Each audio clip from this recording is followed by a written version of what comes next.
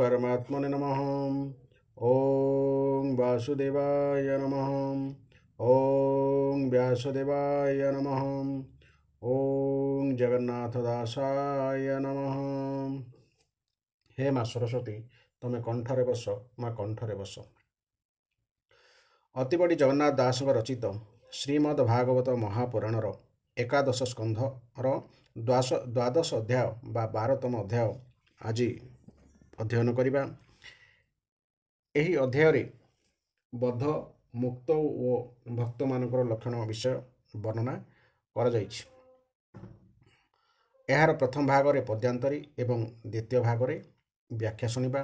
धारावाहिक भाव शुणापी चैनल को निश्चय सब्सक्राइब करेंगे एवं अनेक शास्त्र बाणी रही जहाकू निजपाई धारण करेंगे, फल निजर जीवनर चालीचलनर मार्ग एक सुंदर सब्यस्त हो। तो आसतु वर्तमान यह अध्याय आरंभ करवा। द्वादश अध्याय बधजी बजे जीवन्मुक्त साधुआ बर जे भकत एमानकर जे लक्षण द्वादश अध्याय वर्णन शुणिण उद्धव वचन कहन्ति श्रीमधुसूदन श्री भगवानुवाच तु जहा करुह प्रसन्न जीव आत्मार तत्वज्ञान जीवर बंध मोक्ष बेनी विचारू जेते शास्त्र घेनी केही न पांति तार अंत एणु से बोलाई अनंत त्रिगुणे बंध मोक्ष होई जेणु से गुण मायामयी वास्तवे सही बंध मोक्ष जीव को न लागे प्रत्यक्ष जन्म मरण शोक मोह सुख दुख आदि संशय केवल माया भ्रम एही एजे जीव को लागे नाही स्वप्ने देखई प्राणी जाहा निद्रा छाड़िले जेन्हे माया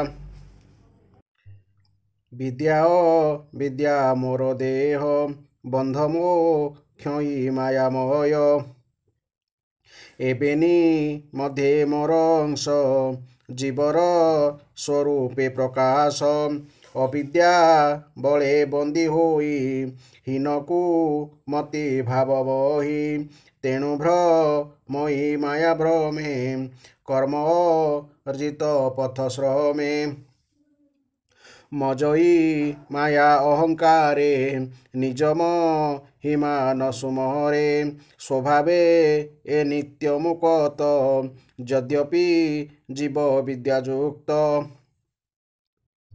आत्मा को आत्मा जेबे स्मरे परम आनंदे विहरे एबे तू शुण हे उद्धव जीव परम बेनी पाभ जेणु से बेनी संग होए बधबी मुक्त भाव बहे एकई वृक्षे हंस दुई बसंती प्रिय भाव बही स्वभावे बेनी सखा होती एक रोके न छाड़ती समान शक्ति से बहंती बधबी मुक्त बेनी गति से वृक्षे जेते फल फले एक भुंजई ताहा बले एक बंचई उपवासे निर्लेप निरंजन से नित्यानंद परिपूर्ण सकल देखई समान सेहु न जाने निज पर जेनुनी निर्मल ज्ञान तार जे हंस वृक्ष फल खाई लोभे बंधन तार देही अज्ञाने न जानई किछि एमंते बेनी आत्मा लखी परम परम आनंदी अविद्या संगे जीव बंदी प्रत्यक्षे देहे से बसई नथिला प्राय लक्ष्य होई ଏଭାବେ ଥାନ୍ତି ଯେତେ ପ୍ରାଣୀ ପଣ୍ଡିତ ବୋଲି ତାଙ୍କୁ ଗଣି ଦେହେ ନ ଥାଇଥିଲା ପ୍ରାଏ ଯେମନେ ସେ ବଞ୍ଚିତ କାଏ ସ୍ୱପ୍ନ ଜାଗ୍ରତେ ଯେହ୍ନେ ମିଛ କୁମତି ମଣେ ତା ପ୍ରତ୍ୟକ୍ଷ ଏଣୁ ବିଷୟ ଇନ୍ଦ୍ରିଗଣେ ଭୁଞ୍ଜନ୍ତି ବିଧି ଆଚରଣେ ଜୀବ ସେ ଉଦାସୀନ ରୂପେ ବସଇ ତାହାଙ୍କ ସମୀପେ ଏଣୁ ପରମ ନାମ ତାର ନିର୍ଲେପ ନିତ୍ୟ ନିରାକାର ଯେଭାବେ ଅହଙ୍କାର ମିଶେ ଇନ୍ଦ୍ରି ବିଷୟ ରସେ ରସେ କୁମତି ଅଦୃଷ୍ଟ ଅଧୀନ କର୍ମର ଫଳେ ସେ ବନ୍ଧନ ଏଣୁ ସେ ଗୁଣ କର୍ମମୟେ ପ୍ରକାଶେ କର୍ତ୍ତା ଭୋକ୍ତା ପ୍ରାଏ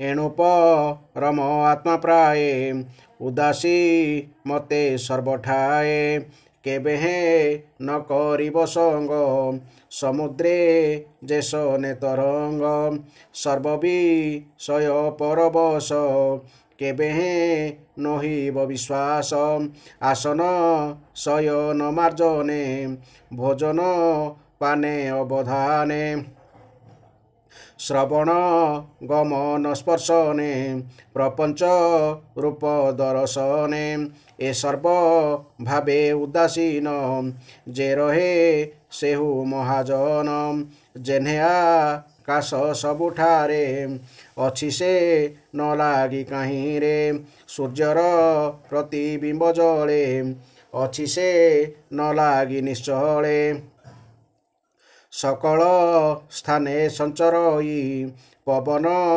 काहीं न लागई तेसने सर्व विषय रे इंद्रिगण को निरंतरे भुंजाई साक्षी रूपे थाए अज्ञानी प्राय बधनो हे स्वप्न जाग्रत प्राय होई तारस संसार निवर्तई निराभिमान गृहे देहे करि भ्रमई सर्वठाए संकल्प न भावई मने गृह शरीर अभिमाने के करे हिंसा अहंकार के पुण करे नमस्कार के अबा करे निंदा स्तुति एणे न करी भेदमति अदृष्ट मानी अवधान चितरे धरी दिव्य ज्ञान समेदे खई सर्वंश भेदन करी गुण दोष चितनी रोधी ए शरीरे जे किछि न बोले न करे असाधु साधु भेद नाही स्तुति निंदन न करई ताहांकु बोलिबा पंडित से आत्मा रामे जड़मत संसार मध्य से आनंद देखई प्राणी भल मंद हृदरे ताहा न धरई जेणु से निज भावे थाई जे सर्व शास्त्रे सुपंडित जानई सर्वधर्म तत्व से जेबे एते गुण घेनी परमानंद कुन चीनी सकल शास्त्र व्यर्थतार केवल श्रम मात्र सार कुधेनु बांधी गृहे जेने निराश पंती क्षीर पाने दुष्ट भारिजा शोभा देखी जे गृहे काम लोभे रखी सकल धर्म तार नाश नरके करे गृहवास जार शरीर पराधीन कुपुत्र करे जे रक्षण मो नाम न शुणी जा मुखे जे लोभे गृहे धन रखे पात्रे न करे समर्पण कुमति कुच्छित कृपण ଦୁଃଖୀରୁ ଦୁଃଖୀ ସେ ବୋଲାଇ ଉଭୟ ଲୋକେ ସୁଖ ନାହିଁ। ମୋର ନିର୍ମଳ ଯଶ ନାମ ଯେ ଅବା ଅଛି ଗୁଣଗ୍ରାମ। ମୋ କଥା ଯା ମୁଖେ ନ ଶୁଣି ବ୍ୟର୍ଥ ଜୀବନ ପରିମାଣି। ଯେ ବା ପଣ୍ଡିତ ଇହଲୋକେ ମୋ ନାମ ନିତ୍ୟ ଗୁଣେ ମୁଖେ। ମୁଁ ସର୍ବଭୂତେ ଅଛି ପୁରୀ ଏ ଭାବେ ମନ ମୋରେ ଧରି। ତତ୍ତ୍ୱବିଚାରି ତୁଟେ ଭ୍ରାନ୍ତି ଭବସାଗରୁ ତରି ଯାଆନ୍ତି। ବୋଲନ୍ତି ଜଗତ ଜୀବନ ଏ ଯୋଗ ଗତି ତତ୍ତ୍ୱଜ୍ଞାନ। ଏହା ଯେ ନ ଧରିବେ ଚିତେ ସଂସାରୁ ତରିବେ କେମନ୍ତେ। ତୁ ଯେବେ ମନ ମୋର ଦେହେ ଧରି ନ ପାରୁ ମାୟା ମୋହେ। ତେବେ ସକଳ କର୍ମ ମୋତେ ସମର୍ପି ରହ ଦୃଢ଼ ଚିତେ। ସକଳ କର୍ମ ଏ ଜଗତେ ଭାବେ କହିଲି ମୁହିଁ ତୋତେ। ମୋହର ଜନ୍ମ କର୍ମ ନାମ ଶୁଭ ପବିତ୍ର ପୁଣ୍ୟଧାମ। ଆବର ଗୁଣ ଅଛି ଯେତେ ଉଦ୍ଧବ ଶୁଣ ଏକ ଚିତେ। ସ୍ମରଣ କୀର୍ତ୍ତନ ଶ୍ରବଣ ଯେ ମୋର ଧର୍ମ ଆଚରଣ। ସର୍ବସମର୍ପି ମୋର ପାଦେ ସଂସାରୁ ତର ପ୍ରମାଦେ। ଏ ରୂପେ ଉପାସନା କର ନିଶ୍ଚେଲ ଭିବୁ ମୋ ପୟର। ସାଧୁଙ୍କ ସଙ୍ଗ କର ନୀତି ଲଭିବୁ ନିର୍ମଳ ଭକତି। ଭକତି କରି ଶୁଦ୍ଧ ଚିତେ ଜ୍ଞାନ ଲଭିବୁ ତୁ ସାକ୍ଷାତେ। ଜ୍ଞାନେ ସଂସାରୁ ହେବୁ ପାର ଶୁଣି ଉଦ୍ଧବ ଯୋଡ଼ି କର। ବୋଲୋଇ କୃଷ୍ଣ ମୁଖ ଚାହିଁ ଭୋନାଥ କର ମୋତେ ତ୍ରାହି। ମୁଁ ତୋର ଚରଣେ ଶରଣ କହତ ଭକତି ଲକ୍ଷଣ। କି ରୂପେ ଭକତଙ୍କୁ ଜାଣି ଭକତି କି ରୂପେ ପ୍ରମାଣେ। ତୁ ପରି ପୂର୍ଣ୍ଣ ବ୍ରହ୍ମସାର ସ୍ୱଭାବେ ପ୍ରକୃତି ରୂପହର। ଭକତ କରେ ତୋତେ ବଶ ତାରର କ୍ଷଣେ ତୋ ପ୍ରକାଶ। ଭକତ ହିତେ ତୋର ତନୁ ଏଣୁ ଭକତ ବାକ୍ୟ ମାହାନୁ। ଅନାଦି ପ୍ରଭୁ ଭଗବାନ ପ୍ରଣତ ଜନର ପାଳନ। ତୁ ପରି ପୂର୍ଣ୍ଣ ବ୍ରହ୍ମରାଶି ତୁ ଏ ସଂସାର ମଧ୍ୟେ ପଶି। ସକଳ ତୋହର ଭିଆଣ ଏଣୁ ତୁ ପରମ କାରଣ। ଭକତି ଲକ୍ଷଣ ଯେ ମନ୍ତେ ଜାଣିବି କହ ଦୟା ଚିତେ। ଭକ୍ତ ଲକ୍ଷଣ ମୋତେ କହ ଯେଣେ ଖଣ୍ଡିବ ମାୟା ମୋହ। ଶ୍ରୀ ଭଗବାନ ବାଚ ସାଧୁଙ୍କ 30 ଲକ୍ଷଣ ଉଦ୍ଧବ ସାବଧାନେ ଶୁଣ। ସମଦ ରସି ସତ୍ୟସାର ଶୁଦ୍ଧ ବିବେକ ମତି ଯାର। ଦ୍ରୋହବ ଅର୍ଜିତ ଶାନ୍ତି ପର ତ୍ୟାଗ ସ୍ୱଭାବ ମହାଧୀର। କୃପାଳୁ ସର୍ବଲୋକହିତ ସୁଚିଦ ହୃଦ୍ର ଦୃଢ଼ ବ୍ରତ। ଅଳ୍ପ ଭୋଜନେ ଧର୍ମେ ସ୍ଥିର ମୃଦୁ ପ୍ରସନ୍ନ ଧୃତିଶୀଳ। ସୁକଲ୍ୟ ଅମାନି ମାନଦ କବିମ ଇତ୍ର ସୁଧବୋଧ। ସୁକଲ୍ୟ ଅର୍ଥାତ୍ ଅନ୍ୟକୁ ବୁଝାଇବାରେ ଦକ୍ଷ। ଅମାନି ଅର୍ଥ ଯେ ସମ୍ମାନ ଚାହିଁ ନାହିଁ। ଆଉ ମାନଦର ଅର୍ଥ ଯେ ଅନ୍ୟକୁ ସମ୍ମାନ ଦିଏ। କବିର ଅର୍ଥ ଭଗବତ ତତ୍ତ୍ୱ ବିଷୟକ ଜ୍ଞାନ ସମ୍ପନ୍ନ। ଏବଂ ଜିତ୍ ଷଡ଼ଗୁଣ ଅର୍ଥାତ୍ କ୍ଷୁଧା ତୃଷା ଆଦି ଷଡ଼ଗୁଣ ବିଜୟୀ। ଜିତ ଷଡ଼ଗୁଣ ଅପ୍ରମାଦୀ ଗଭୀର ଚିତ୍ତ ଧୀର ବୋଧି। ଏ ଆଦି ସପ୍ତବିଂଶ ଗୁଣ ବିଶେଷେ ମୋହର ଶରଣ। ଏତେ क्षण लखी जही निश्चय वैष्णवटी सेहि मो वेद रूपे अछि भौणी धर्म धर्म परिमाणी तहिरे दोष गुण जेते निश्चय करी शास्त्र महते सकल धर्म तेजी चिते जे मते भजे दृढ़ मते से प्राणी भकत उत्तम कहिले पुरुष उत्तम जानी न जानी मो महिमा भजन्ति भकत उत्तमा विचारी सर्वधम तेजी मते कांत भावे भजी मोर मोरम धुर रूप देखी सकल सुंदर उपेखी बेगे करिब दर्शन स्पर्शन अर्चन बंदन नाना प्रकारे सेवा जेते भावे करिब शुद्ध चिते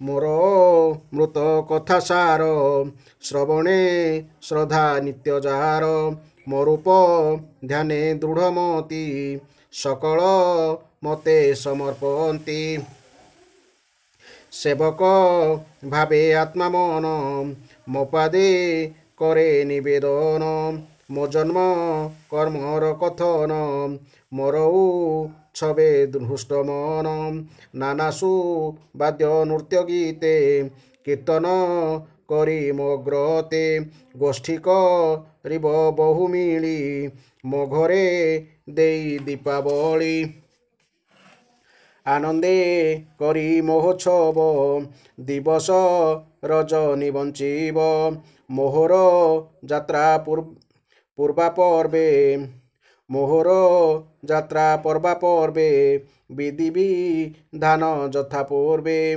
जेबा बई दिक दीक्षामान करिब मंत्र तंत्र ध्यान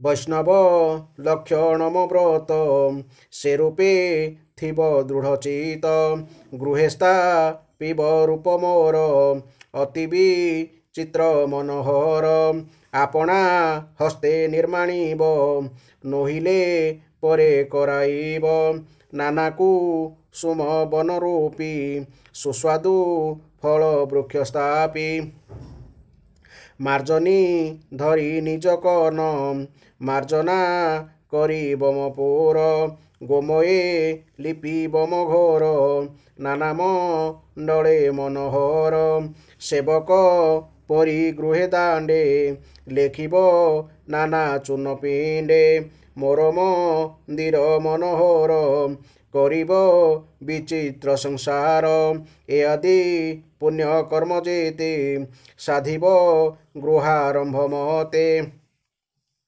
मान कई तब कूटदंभ चिते न करिब आरंभ कैतब अर्थात कपट मो प्रीति अर्थे कर्म करी मोर चरण चिते धरी जे पुण्य आपणे करिब केबे परे न कहिब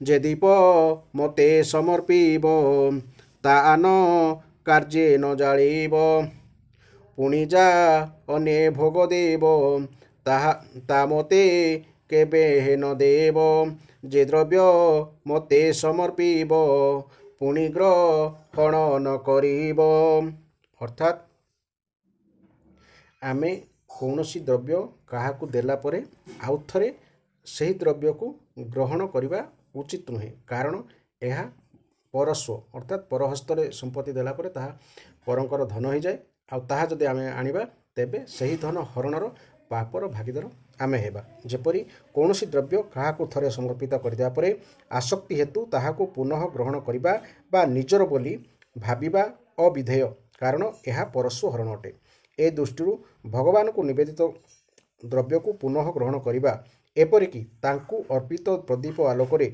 बही पढ़िया मध्य दोषावह किंतु पत्र पुष्प नैवेद्य आदि को भगवान प्रसाद भाव में श्रद्धा भक्तिर सह ग्रहण करिबारे दोष नहीं बरं यह द्वारा पुण्यार्जन होइथाए ଭଗବାନଙ୍କ ପ୍ରସାଦ ନିର୍ମାଲ୍ୟ ପ୍ରଭୃତି ସେବନ କରୁଥିବା ବ୍ୟକ୍ତି ଭଗବତ ସ୍ୱରୂପ ହୋଇଯାଏ। ତେଣୁ ଆମେ ଯେତେବେଳେ ମନ୍ଦିରମାନଙ୍କୁ ଯାଆନ୍ତି ଅନ୍ୟ ଭକ୍ତଟିଏ ଲଗାଇଥିବା ଦୀପରୁ ଆମେ ନିଆଁ ଧାର ନେବା ଅନୁଚିତ, ଅର୍ଥାତ୍ ସମର୍ପିତ ଦୀପରୁ ଆମେ ଦୀପ ଜାଳିବା ଠିକ୍ ନୁହେଁ। ଏଥିପାଇଁ ନିଜେ ଦୀପ ଯଦି ନେଉଛନ୍ତି ସାଥିରେ ଗୋଟେ ଦିଆସିଲି ନିଅନ୍ତୁ, ସେଇ ଦିଆସିଲିରେ ଦୀପ ଲଗାଇ ଠାକୁରଙ୍କୁ ଅର୍ପଣ କରନ୍ତୁ। ମୋ ଦ୍ରବ୍ୟେ ଅଧିକାର ଯେତେ କେବେ ହେଁ ନ କଳ୍ପିବ ଚିତେ। ଆତ୍ମାର ପ୍ରିୟ ବସ୍ତୁ ଯେତେ ଉତ୍ତମ ବସ୍ତୁ ଯାଜକ ହତେ। ଯେବା ମିଳିବ ଅକସ୍ମାତେ ଆନନ୍ଦେ ସମର୍ପିବ ମତେ। ମୋର ପ୍ରସନ୍ନେ ତାର ଫଳ ହୋଇବ ଅନନ୍ତ ନିଶ୍ଚଳ। ମୋତେ ପୂଜିବ ଯେତେ ସ୍ଥାନେ ଉଦ୍ଧବ ଶୁଣ ସାବଧାନେ।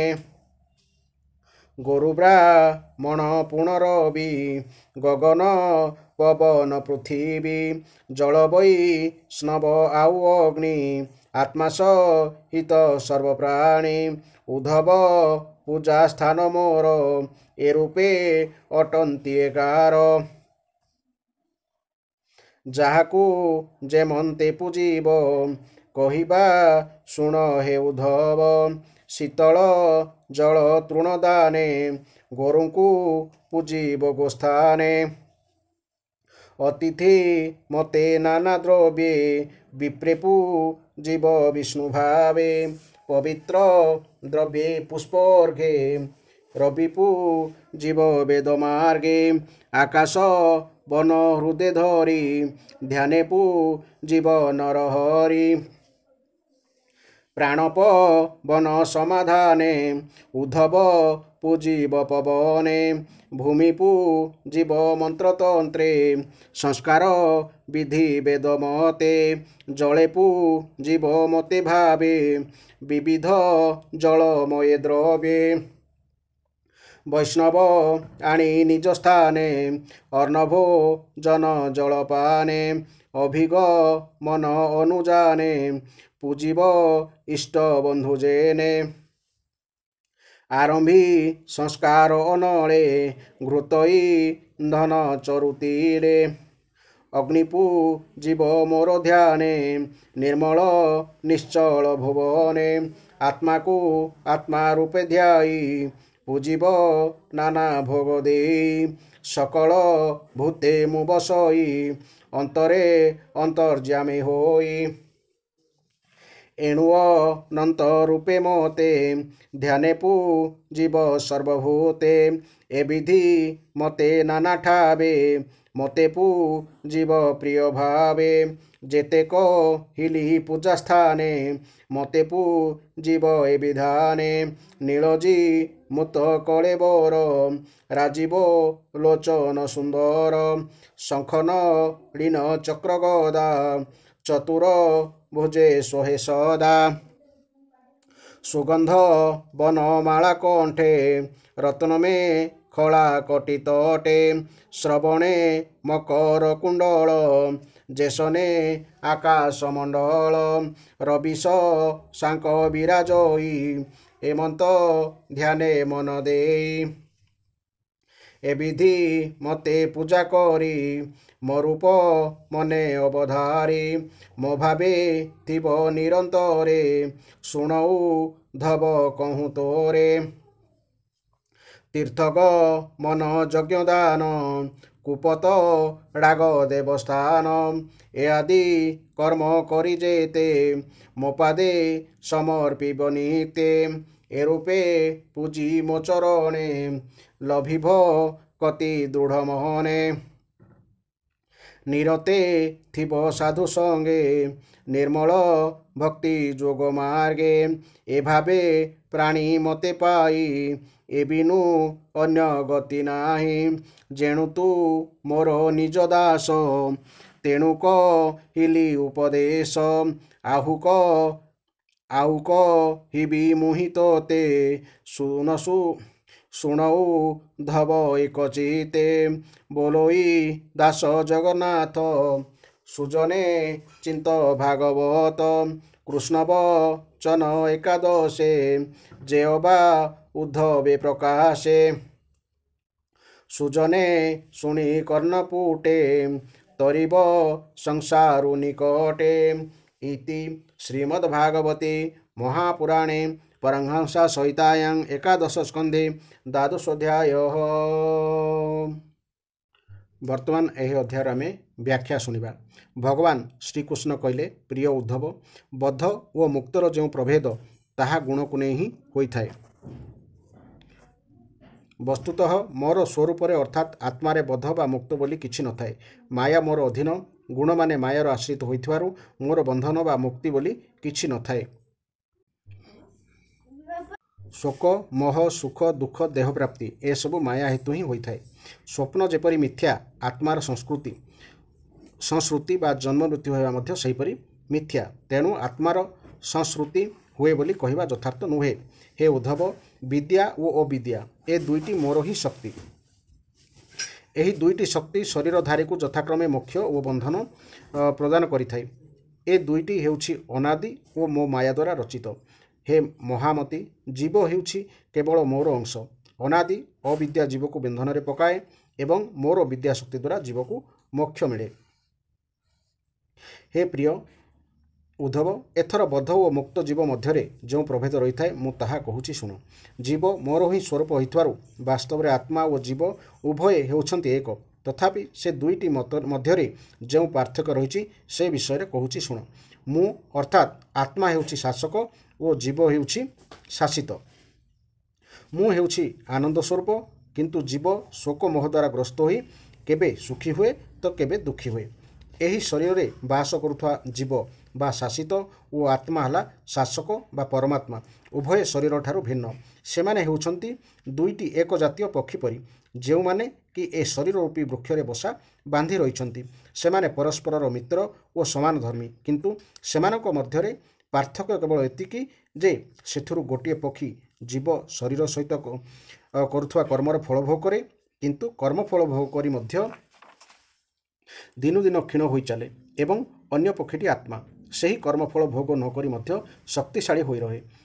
जे फल भोग करी नाही से आत्मा निजକୁ तो जाने, ता सहित तार सखा जीव को भी जाने, किंतु जे फल भोग करे से जीव निजକୁ जाने नाही कि तार सखा आत्मस्वरूप को भी जाने नहीं। ठीक एहीपरि जे अविद्यारे बुड़ी रही से हेउछि नित्यबोध, और जे विद्या द्वारा निजर आत्मस्वरूप को जानी जाए से हेउछि नित्यमुक्त। जे निजर आत्मस्वरूप को जानी जाए से देहरे रही मध्य देहरे गुणधर्मर अतीत, कारण से जानी जाए जे स्वप्नर संसार जेपरि मिथ्या ए समग्र जगत मध्य सेहीपरि मायामय और मिथ्या। जे अविद्या हेतु आत्मस्वरूप को जाने नाही से शरीर सहित आत्मार कौनसी संबंध नथिले मध्य शरीर को आत्मा बोली भावी दिए। ठीक सेहीपरि जेपरि कि स्वप्न देखुवा लोक निजर स्वप्न शरीरटा को सतरे निजर शरीर बोली भावी ताहार सुख दुखरे सुख दुखी होइथाय। सेथिपाई अज्ञान व्यक्ति दृश्यमान जगत को सत्य बोली धरि निए, गुणरे बांधी होई सुखी दुखी हुए। इंद्रिय माने हेउछन्ति तीन गुणर विकार एवं विषय भोग मध्य तीन गुणर ही विकार। एपरि भावरे गुणमानक द्वारा गुणमानक भोग करिया प्रक्रिया चली थाए। विद्वान माने आत्मस्वरूप स्थित हो गले गुण और गुणमानक कर्म प्रति संपूर्ण निर्विकार हो जाती एवं मु किछि भी करू नाही बोली भावंती। शरीर प्रारब्धर अधीन, इंद्रिय मानक द्वारा कर्म करा जाए। मन एथिरे प्रेरणादाता होइथाय। मन और इंद्रियगण उभय हेउछन्ति गुणमानकर कार्य, तेणु वास्तव में गुण माने ही गुणमानकर प्रवर्तित हेउछन्ति, किंतु अज्ञानी जीव निजको कर्ता बोली धरि नै बंधन रे पड़ी जाए। मात्र जो माने अनासक्त ज्ञानी से माने ए सबु बसिबा उठिबा चलिबा बुलिबा गाधोइबा देखिबा छुईबा सुंघिबा खाइबा शुणिबा आदि क्रिया करुथाई मध्य निजको ए सबुर कर्ता भोक्ता बोली स्वीकार करती नहीं। से माने प्रकृति रे रही मध्य ताठारु संपूर्ण असंग होई रहंती, अर्थात से माने कर्म रे लिप्त होती नहीं। आकाश सूर्य और वायु जेपरि कहार भी गुणदोष ग्रहण करती नहीं कि केउथिरे लिप्त रहती नहीं, अनासक्त ज्ञानी सेहीपरि संपूर्ण निर्लिप्त रहती। जहाँकर दृष्टि एहीपरि वैराग्य रूपी शाण द्वारा तीक्ष्ण हो जाए, ତାଙ୍କର ସକଳ ସଂଶୟ ଦୂର ହୋଇଯାଏ। ସ୍ୱପ୍ନ ଭାଙ୍ଗିଯିବା ପରେ ସ୍ୱପ୍ନର ସୃଷ୍ଟି ଯେପରି ଉଭେଇଯାଏ, ବିବେକ ଜ୍ଞାନ ଦ୍ୱାରା ସେହିପରି ତାଙ୍କର ସମସ୍ତ ନାନତ୍ୱ ଭ୍ରମ ଦୂର ହୋଇଯାଏ। ଯାହାଙ୍କର ପ୍ରାଣ ଇନ୍ଦ୍ରିୟ ମନ ଓ ବୁଦ୍ଧିର ସଂକଳ୍ପ ନିବୃତ୍ତ ହୋଇଯାଇଛି, ଯାହାଙ୍କର ସାଂସାରିକ କର୍ମ କରିବାରେ ପ୍ରବୃତ୍ତି ନଷ୍ଟ ହୋଇଯାଇଛି, ସେ ଦେହରେ ରହି ମଧ୍ୟ ଦେହର ଗୁଣମାନଙ୍କଠାରୁ ସର୍ବଥା ଅତୀତ ହୋଇ ରହିଥାନ୍ତି, ଅର୍ଥାତ୍ ସେମାନେ ଗୁଣାତୀତ ଅବସ୍ଥା ପ୍ରାପ୍ତ ହୋଇଯାଇଥାନ୍ତି। ଯେ ହିଂସ୍ରକ ଲୋକଙ୍କ ଦ୍ୱାରା ଶାରୀରିକ କଷ୍ଟ ପାଇଲେ ଦୁଃଖ ଅନୁଭବ କରନ୍ତି ନାହିଁ କି ଦୈବାତ୍ କେହି ପୂଜା ଆଦର କଲେ ସୁଖୀ ହୁଅନ୍ତି ନାହିଁ, ସେ ହିଁ ତତ୍ତ୍ୱଜ୍ଞ ପୁରୁଷ ବୋଲି ଜାଣ। ଦୋଷଗୁଣ ଦର୍ଶନରୁ ଊର୍ଦ୍ଧ୍ୱକୁ ଉଠିଯାଇ ସର୍ବତ୍ର ସମଦୃଷ୍ଟି ରଖିଥିବା ମୁନି କାହାର ପ୍ରଶଂସାରେ ଖୁସି ହୋଇଯାଆନ୍ତି ନାହିଁ କି କାହାଠାରୁ ନିନ୍ଦା ଶୁଣି ଅସନ୍ତୁଷ୍ଟ ହୋଇଯାଆନ୍ତି ନାହିଁ। ଆତ୍ମାନନ୍ଦରେ ବିଭୋର ହୋଇ ଆତ୍ମଚିନ୍ତନରେ ମଝି ରହିଥିବା ମୁନି କିଏ ଭଲ କିଏ ମନ୍ଦ ସେ ବିଷୟରେ କିଛି କହନ୍ତି ନାହିଁ କି ଚିନ୍ତା କରନ୍ତି ନାହିଁ। ସେ ଜଡ଼ଙ୍କ ଭଳି ବୁଲନ୍ତି, ନିଜର ଗୂଢ଼ଭାବ କେଉଁଠି ପ୍ରକାଶ କରନ୍ତି ନାହିଁ। କିନ୍ତୁ ଯେଉଁ ବିଦ୍ୱାନ ବେଦରେ ପାରଙ୍ଗମ ହୋଇ ମଧ୍ୟ ପରମ ବ୍ରହ୍ମକୁ ଅନୁଭବ କରିନାହାନ୍ତି, ଜାଣିବା ଉଚିତ ଯେ ତାଙ୍କର ପରିଶ୍ରମ ହେଉଛି ଦୁଧ ଦେଉନଥିବା ଗାଈକୁ ପୋଷିବାର ପରିଶ୍ରମ ସହିତ ସମାନ ଅର୍ଥାତ୍ ବୃଥା।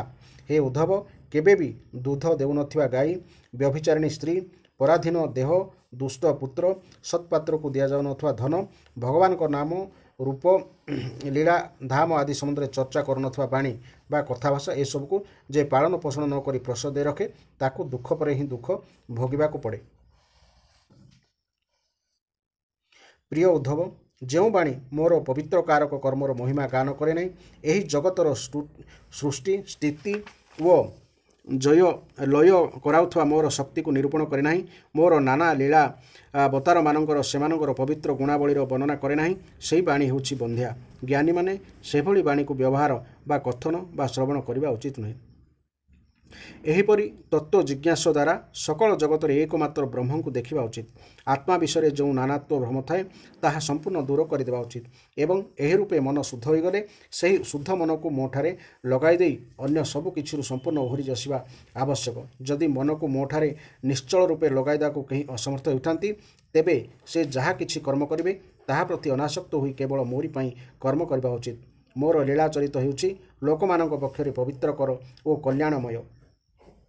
ଶ୍ରଦ୍ଧାଳୁମାନେ ମୋର ସେହିସବୁ ଲୀଳା ଚରିତ ସର୍ବଦା ଶ୍ରବଣ ଗାନ ଓ ସ୍ମରଣ କରିବା ଉଚିତ ଏବଂ ମୋର ସେହିସବୁ ଜନ୍ମ କର୍ମ ଲୀଳା ବା ଶ୍ରୀରାମ ନବମୀ, ଜନ୍ମାଷ୍ଟମୀ, ରଥଯାତ୍ରା ପ୍ରଭୃତି ଉତ୍ସବ ସମୟରେ ଅଭିନୟ କରିବା ଆବଶ୍ୟକ। ହେ ଉଦ୍ଧବ, ଏପରି ଭାବରେ ମୋର ଶରଣାଗତ ହୋଇ ମୋତେ ପାଇବା ଉଦ୍ଦେଶ୍ୟରେ ହିଁ ଧର୍ମ ଅର୍ଥ କାମରେ ପ୍ରବୃତ୍ତ ହେବା ଉଚିତ। ମୋର ଅନନ୍ୟ ପ୍ରେମୀ ଭକ୍ତ ମୋଠାରେ ସନାତନ ପରମାତ୍ମାଙ୍କଠାରେ ନିଶ୍ଚଳ ଭକ୍ତି ଲାଭ କରନ୍ତି। ସାଧୁସନ୍ତଙ୍କ ସତ୍ସଙ୍ଗ ଲାଭ କରି ତାଙ୍କ ଭିତରେ ଭକ୍ତି ଜାତ ହୋଇ ଏବଂ ଏପରି ଭାବରେ ସେ ମୋର ଉପାସନା କରନ୍ତି। ସାଧୁଜଣଙ୍କର ପ୍ରଦର୍ଶିତ ମାର୍ଗରେ ଚାଲି ସେ ମୋତେ ସହଜରେ ପାଇଯାଆନ୍ତି। ଉଦ୍ଧବ ପଚାରିଲେ, ହେ ପବିତ୍ର କୀର୍ତ୍ତି ଭଗବାନ, ଆପଣଙ୍କର ବିଚାରରେ ସାଧୁ ପୁରୁଷଙ୍କର ଲକ୍ଷଣ କ'ଣ? ସେମାନେ କେଉଁ ପ୍ରକାର ଭକ୍ତିକୁ ଆଦର କରନ୍ତି, ଯାହାକି ଆପଣ ପ୍ରତି ରଖାଯିବା ଉଚିତ? ଭଗବାନ, ଆପଣ ହିଁ ତ ହେଉଛନ୍ତି ବ୍ରହ୍ମାଦି ଶ୍ରେଷ୍ଠ ଦେବତାମାନଙ୍କର, ସତ୍ୟ ଆଦି ଲୋକର ଏବଂ ଚରାଚର ଜଗତର ସ୍ୱାମୀ। ମୁଁ ହେଉଛି ଆପଣଙ୍କର ଜଣେ ବିନୀତ ପ୍ରେମୀ ଓ ଶରଣାଗତ ଭକ୍ତ। ଆପଣଙ୍କ କୃପା କରି ମୋତେ ଭକ୍ତି ଓ ଭକ୍ତଙ୍କ ରହସ୍ୟ ବିଷୟରେ ବୁଝାଇ କହନ୍ତୁ। ଭଗବାନ, ମୁଁ ଜାଣେ ଯେ ଆପଣ ହେଉଛନ୍ତି ପ୍ରକୃତିର ଅତୀତ ପୁରୁଷୋତ୍ତମ ଏବଂ ଚିଦାକାଶ ସ୍ୱରୂପ ବ୍ରହ୍ମ। ଆପଣଙ୍କ ଠାରୁ ଭିନ୍ନ ହୋଇ କୌଣସି ବସ୍ତୁ ନାହିଁ, ତଥାପି ଆପଣ ଲୀଳା କରିବା ପାଇଁ ସ୍ୱେଚ୍ଛାରେ ଏହି କୃଷ୍ଣ ରୂପରେ ଅବତାର ଗ୍ରହଣ କରିଛନ୍ତି। ତେଣୁ ଆପଣ ହିଁ ଭକ୍ତି ଓ ଭକ୍ତଙ୍କର ପ୍ରକୃତ ରହସ୍ୟ କହିପାରିବେ। ଭଗବାନ ଶ୍ରୀକୃଷ୍ଣ କହିଲେ, ପ୍ରିୟ ଉଦ୍ଧବ, ଯେ ମୋର ଭକ୍ତ ସେ କୃପାର ମୂର୍ତ୍ତି ହୋଇଯାଆନ୍ତି। ସେ କୌଣସି ପ୍ରାଣୀ ପ୍ରତି ବୈରଭାବ ରଖନ୍ତି ନାହିଁ ଏବଂ ଘୋର ଦୁଃଖରେ ମଧ୍ୟ ପ୍ରସନ୍ନ ରହନ୍ତି। ସତ୍ୟ ହେଉଛି ତାଙ୍କର ଜୀବନର ସାର। ତାଙ୍କ ମନରେ କେବେ ବି କୌଣସି ପ୍ରକାର ପାପ ବାସନା ଉଠେ ନାହିଁ। ସେ ସମଦର୍ଶୀ ଓ ସମସ୍ତଙ୍କର ଉପକାରୀ ହୋଇଥାନ୍ତି। ତାଙ୍କର ବୁଦ୍ଧି କାମନା ଦ୍ୱାରା କଳୁଷିତ ହୁଏ ନାହିଁ। ସେ ସଂଯମୀ ଓ ମଧୁର ସ୍ୱଭାବର ବ୍ୟକ୍ତି ହୋଇଥାନ୍ତି ଏବଂ ପବିତ୍ର ଜୀବନଯାପନ କରନ୍ତି। ସଂଗ୍ରହ ଓ ପରିଗ୍ରହରୁ ସେ ସର୍ବଦା ଦୂର ରହନ୍ତି। ସେ କୌଣସି ବସ୍ତୁ ପାଇବାକୁ କୌଣସି ଚେଷ୍ଟା କରନ୍ତି ନାହିଁ। ସେ ପରିମିତ ଭୋଜନ କରନ୍ତି ଓ ଶାନ୍ତ ରହନ୍ତି। ତାଙ୍କର ବୁଦ୍ଧି ସ୍ଥିର ରହେ। ସେ କେବଳ ମୋତେ ହିଁ ପ୍ରଶଂସା କରି ରହନ୍ତି ଏବଂ ସର୍ବଥା ଆତ୍ମତତ୍ତ୍ୱ ଚିନ୍ତନରେ ମଗ୍ନ ଥାନ୍ତି। ସେ ସମ୍ପୂର୍ଣ୍ଣ ଅପ୍ରମାଦୀ, ଗମ୍ଭୀର, ଧୈର୍ଯ୍ୟଶୀଳ ରହିଥାନ୍ତି। ସେ କାମ, କ୍ରୋଧ, ଲୋଭ, ମୋହ, ମଦ, ମାତ୍ସର୍ଯ୍ୟ ଏହି 6 ଗୁଣକୁ ଜୟ କରିଥାନ୍ତି। ସେ କାହାଠାରୁ କୌଣସି ପ୍ରକାର ସମ୍ମାନ ଚାହାନ୍ତି ନାହିଁ, ତେଣୁ ସମସ୍ତଙ୍କର ସମ୍ମାନ ଦିଅନ୍ତି। ସେ ମୋ ଭକ୍ତ ମୋ ସମ୍ବନ୍ଧୀୟ ବିଷୟ ଅନ୍ୟମାନଙ୍କୁ ବୁଝାଇବାରେ ବଡ଼ ନିପୁଣ ହୋଇଥାନ୍ତି। ସେ ସମସ୍ତଙ୍କ ସହିତ ମିତ୍ରତାପୂର୍ଣ୍ଣ ବ୍ୟବହାର କରନ୍ତି। ତାଙ୍କ ହୃଦୟ କରୁଣାପୂର୍ଣ୍ଣ ହୋଇଥାଏ। ଏବଂ ମୋର ତତ୍ତ୍ୱ ବିଷୟରେ ଯଥାର୍ଥ ଜ୍ଞାନ ଥାଏ। ମୋର ଭକ୍ତ ଗୁଣ କ'ଣ ଦୋଷ କ'ଣ ତାହା ଭଲ ରୂପେ ଜାଣନ୍ତି। ତାଙ୍କର ଅନ୍ତଃକରଣ ବିଶୁଦ୍ଧ ହୋଇଯାଏ। ତାଙ୍କ ଅନ୍ତରରେ ସତତ ଭକ୍ତିର ପ୍ରବାହ ବଢ଼ିଚାଲେ। ତେଣୁ ସେ ମୋରି ଦ୍ୱାରା ଶାସ୍ତ୍ର ଆଦି ନିର୍ଦ୍ଦେଶ କରାଯାଇଥିବା କର୍ମକୁ ମଧ୍ୟ ଭକ୍ତିରେ ପ୍ରତିବନ୍ଧକ ବୋଲି ଜାଣି ମୋତେ ଅର୍ପଣ କରିଦିଅନ୍ତି। ସକଳ ପ୍ରକାର କର୍ମରୁ ବିରତ ହୋଇ ସେ ଅନନ୍ୟ ଭାବରେ ମୋର ଶରଣାଗତ ହୋଇଯାଆନ୍ତି ଓ ଭକ୍ତିରେ ନିମଜ୍ଜିତ ରହନ୍ତି। ଏପରି ଭକ୍ତ ହେଉଛନ୍ତି ସଦ୍ଗୁଣ ସମ୍ପନ୍ନ ଲୋକଙ୍କ ମଧ୍ୟରେ ଶ୍ରେଷ୍ଠ। ମୁଁ କିଏ କେତେ ବଡ଼ ଓ କିପରି ଏସବୁ ବିଷୟରେ ଜ୍ଞାନ ଥାଉ କି ନଥାଉ କେହି ଯଦି ମୋତେ ଅନନ୍ୟ ଭାବରେ ବୁଝୁଥାନ୍ତି ତେବେ ମୋ ବିଚାରରେ ସେ ହେଉଛନ୍ତି ମୋର ପରମ ଭକ୍ତ। ପ୍ରିୟ ଉଦ୍ଧବ, ଭକ୍ତି କାହାକୁ କହନ୍ତି ଶୁଣ। ମୋର ମୂର୍ତ୍ତିକୁ ତଥା ମୋର ଭକ୍ତଜନଙ୍କୁ ଦର୍ଶନ, ସ୍ପର୍ଶନ, ପୂଜନ, ସେବା ଶୁଶ୍ରୂଷା, ସ୍ତୁତି, ପ୍ରଣାମ ଆଦି କରିବା ତଥା ମୋର ଗୁଣ ଓ କର୍ମ କୀର୍ତ୍ତନ କରିବା ହେଉଛି ମୋ ପ୍ରତି ଭକ୍ତିର ଅନ୍ତର୍ଗତ। ମୋର ଚରିତ୍ର ଶୁଣିବାରେ ଶ୍ରଦ୍ଧା ରଖିବା, ନିରନ୍ତର ମୋତେ ଧ୍ୟାନ କରିବା ତଥା ଯାହା କିଛି ମିଳିଲା ତାହା ମୋତେ ସମର୍ପି ଦେଇ ଦାସ୍ୟ ଭାବରେ ମୋ ଭାଗରେ ଆତ୍ମନିବେଦନ କରିବା ମଧ୍ୟ ମୋ ପ୍ରତି ଭକ୍ତିର ଅନ୍ତର୍ଗତ। ମୋ ଭକ୍ତ ମୋର ଦିବ୍ୟ ଜନ୍ମ ଓ କର୍ମ ସମ୍ପର୍କରେ ଚର୍ଚ୍ଚା କରିବା ଆବଶ୍ୟକ। ଜନ୍ମାଷ୍ଟମୀ, ରାମନବମୀ ଆଦି ପର୍ବରେ ସଙ୍ଗୀତ, ନୃତ୍ୟ, ବାଦ୍ୟ, କୀର୍ତ୍ତନ ମଣ୍ଡଳୀ ଦ୍ୱାରା ମୋର ମନ୍ଦିରମାନଙ୍କରେ ଆନନ୍ଦ ଉତ୍ସବ ପାଳନ କରିବା ଆବଶ୍ୟକ। ସେ ବାର୍ଷିକ ପର୍ବ ଦିବସମାନଙ୍କରେ ମୋର ଜନ୍ମକର୍ମ ସ୍ଥାନମାନଙ୍କୁ ଯାତ୍ରା କରିବେ, ଶୋଭାଯାତ୍ରା ବାହାର କରିବେ ତଥା ବିଭିନ୍ନ ଉପହାର ଦେଇ ମୋତେ ପୂଜା କରିବେ। ସେ ବୈଦିକ ଅଥବା ତାନ୍ତ୍ରିକ ପଦ୍ଧତିରେ ଦୀକ୍ଷା ଗ୍ରହଣ କରିବେ, ମୋର ବ୍ରତ ପାଳନ କରିବେ। ମନ୍ଦିରରେ ମୋର ମୂର୍ତ୍ତି ସ୍ଥାପନା କରିବାରେ ସେ ଶ୍ରଦ୍ଧା ରଖିବେ। ଯଦି ଏପରି କର୍ମ ଏକାକୀ କରି ନ ପାରନ୍ତି ତେବେ ଅନ୍ୟମାନଙ୍କ ସହିତ ମିଶି ଏପରି କର୍ମରେ ନିୟୋଜିତ ହେବେ। ସେ ମୋ ପାଇଁ ଫୁଲ ବଗିଚା, କ୍ରୀଡ଼ା ପ୍ରାଙ୍ଗଣ, ଉଦ୍ୟାନ, ନଗର ଓ ମନ୍ଦିର ନିର୍ମାଣ କରିବେ। ସେ ଶ୍ରଦ୍ଧାର ସହିତ ନିଷ୍କପଟ ଭାବରେ ନିଜର ସେବା କାର୍ଯ୍ୟ ପାଇଁ ଗର୍ବ ଅଭିମାନ ନ ଦେଖାଇ, ଦାମ୍ଭିକତା ନ ଦେଖାଇ ଚାକର ପରି ମୋର ମନ୍ଦିର ଝାଡ଼ୁ କରିବେ, ଲିପାପୋଛା କରିବେ, ସୁଗନ୍ଧ ଜଳ ଛିଞ୍ଚିବେ ଏବଂ ମନ୍ଦିର ପ୍ରାଙ୍ଗଣରେ ବିଭିନ୍ନ ରଙ୍ଗର ଝୋଟି ଦେଇ ତାହାକୁ ସୁନ୍ଦର କରିବେ। ମୋତେ ସମର୍ପିତ ହୋଇଥିବା ଦ୍ରବ୍ୟକୁ ନିଜେ ବ୍ୟବହାର କରିବେ ନାହିଁ। ଏପରିକି ମୋତେ ସମର୍ପିତ ହୋଇଥିବା ଦୀପର ଆଲୁଅରେ ମଧ୍ୟ ନିଜର କାର୍ଯ୍ୟ କରିବେ ନାହିଁ।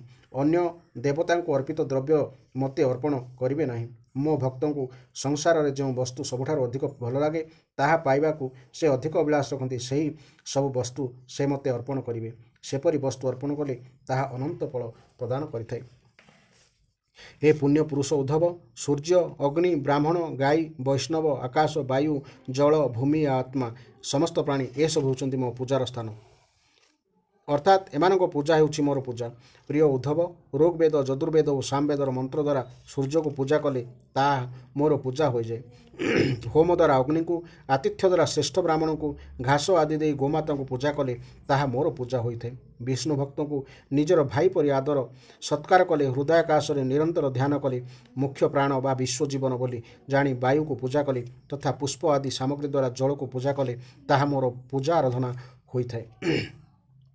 ରହସ୍ୟମୟ ମନ୍ତ୍ର ଦ୍ୱାରା ବେଦୀ ବା ଭୂମିକୁ ପୂଜା କଲେ ନିଜ ଅନ୍ତରରେ ବିରାଜମାନ ଥିବା ସର୍ବାତ୍ମା ପ୍ରଭୁ ହିଁ ଭୋଜନ କରୁଛନ୍ତି ବୋଲି ଭାବନା ରଖି ଖାଦ୍ୟ ଗ୍ରହଣ କଲେ ସବୁ ପ୍ରାଣୀଙ୍କ ଭିତରେ ଅଦ୍ୱିତୀୟ କ୍ଷେତ୍ରଜ୍ଞ ଆତ୍ମା ସମାନ ଭାବରେ ବ୍ୟାପି ରହିଛନ୍ତି ବୋଲି ଜାଣି ସକଳଭୂତ ଜୀବକୁ ହିଁ ମୋର ହିଁ ସ୍ୱରୂପ ବୋଲି ଗ୍ରହଣ କରି ସେମାନଙ୍କ ସହିତ ପ୍ରେମପୂର୍ଣ୍ଣ ମଧୁର ବ୍ୟବହାର କଲେ ତାହା ମୋର ହିଁ ପୂଜା ହୋଇଯାଏ। ଏହି ଉପର ବର୍ଣ୍ଣିତ ସବୁ କ୍ଷେତ୍ରରେ ମୋତେ ହିଁ ଭାବନା କରି, ମୋତେ ହିଁ ଧ୍ୟାନ କରି ସାକ୍ଷାତ୍ ଚତୁର୍ଭୁଜ ବିଷ୍ଣୁ ହିଁ ଶଙ୍ଖ, ଚକ୍ର, ଗଦା, ପଦ୍ମ ଧରି ଶାନ୍ତ ମୂର୍ତ୍ତି ରୂପରେ ସମ୍ମୁଖରେ ବିରାଜମାନ ହୋଇଛନ୍ତି ବୋଲି କଳ୍ପନା କରି ଅତ୍ୟନ୍ତ ନିଷ୍ଠା ନିୟମର ସହିତ ତାଙ୍କୁ ମାନସିକ ଭାବରେ ପୂଜା କରିବା ଉଚିତ। ଏହିପରି ଏକାଗ୍ର ଚିତ୍ତରେ ଯାଗ, ଯଜ୍ଞ ଆଦି ଇଷ୍ଟକର୍ମ କଲେ, ସାମାଜିକ କାର୍ଯ୍ୟରେ ଲାଗୁଥିବା ଧର୍ମଶାଳା, କୂଅ, ପୋଖରୀ ଆଦି ନିର୍ମାଣ କଲେ ଏବଂ ଏସବୁ କର୍ମକୁ ମୋର ପୂଜା ହିଁ ବୋଲି ସ୍ୱୀକାର କରି ଶ୍ରଦ୍ଧାର ସହିତ କଲେ ଶ୍ରେଷ୍ଠ ଭକ୍ତି ଲାଭ ହୁଏ। ତାହା ସାଧୁଜଣଙ୍କର ସେବା କରି ଭକ୍ତ ଅନ୍ତରରେ ମୋର ସ୍ୱରୂପ ଜ୍ଞାନ ମଧ୍ୟ ଉଦୟ ହୋଇଯାଏ। ପ୍ରିୟ ଉଦ୍ଧବ, ମୋର ଦୃଢ଼ ମତ ଏହି ଯେ ମନୁଷ୍ୟ ସତ୍ସଙ୍ଗ ଓ ଭକ୍ତି ଯୋଗ ଏ ଦୁଇଟିରେ ଲାଗି ରହିବା ଆବଶ୍ୟକ। ସଂସାର ସାଗରକୁ ପାରି ହେବା ନିମନ୍ତେ ଏ ଦୁଇଟି ଛଡ଼ା ପ୍ରାୟ ଅନ୍ୟ କୌଣସି ଉପାୟ ନାହିଁ, କାରଣ ମୁଁ ହିଁ ସାଧୁଜଣଙ୍କର ଶ୍ରେଷ୍ଠ ଆଶ୍ରୟସ୍ଥାନ। ପ୍ରିୟ ଉଦ୍ଧବ, ବର୍ତ୍ତମାନ ମୁଁ ତୁମକୁ ଆଉ ଗୋଟିଏ ଅତ୍ୟନ୍ତ ଗୋପନୀୟ ପରମ ରହସ୍ୟ କହିଦେଉଛି, କାରଣ ତୁମେ ହେଉଛ ମୋର ପ୍ରିୟ ସେବକ, ହିତୈଷୀ, ସୁହୃଦ୍ ଓ ପ୍ରେମୀ ସଖା ତଥା ତୁମେ ଶୁଣିବାକୁ ବିଶେଷ ଆଗ୍ରହୀ ମଧ୍ୟ। ଏହା ଥିଲା ଏହି ଅଧ୍ୟାୟର ବ୍ୟାଖ୍ୟା। ବହୁତ ସୁନ୍ଦର ଅଧ୍ୟାୟ। ଆପଣମାନେ ନିଶ୍ଚିତ ଧୈର୍ଯ୍ୟର ସହିତ ଶୁଣନ୍ତୁ ଏବଂ ଶୁଣାନ୍ତୁ ଏବଂ ଧାରାବାହିକ ଭାବରେ ଶୁଣିବା ପାଇଁ ଚ୍ୟାନେଲଟିକୁ ନିଶ୍ଚୟ ସବସ୍କ୍ରାଇବ୍ କରିବେ। ଜୟ ଜଗନ୍ନାଥ, ଜୟ ଜଗନ୍ନାଥ, ଜୟ ଜଗନ୍ନାଥ।